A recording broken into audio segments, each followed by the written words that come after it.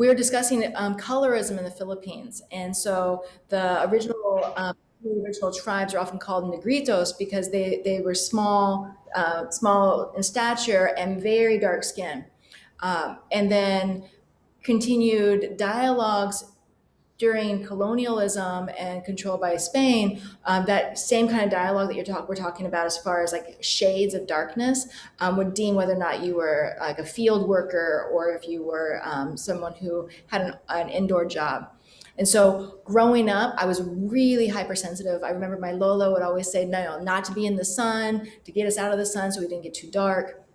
And my thesis exhibition, coming out of my graduate work, was a series of soaps that I made, and there was bowls out of fiberglass that when you would wash, it would darken the water, or like as the water would then get darker, the shadow under the bowl would darken.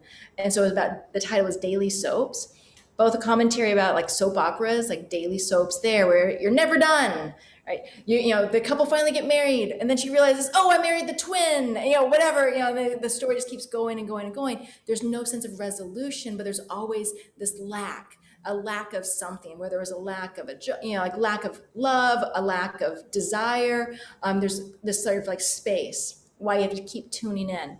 But also daily soaps, the need to like wash your hands, to clean daily, to want to cleanse. But then also I think about soaps in the Philippines where it's a bleaching soap. So if you're getting too dark, you would use that to lighten your skin.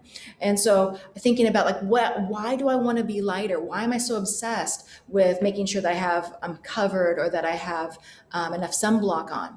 And that same dialogue is not recognized, I think, or is understood, that colorism in Asian societies, and specifically in the Philippines, continues to be a point of concern and a point of sort of conflict within families.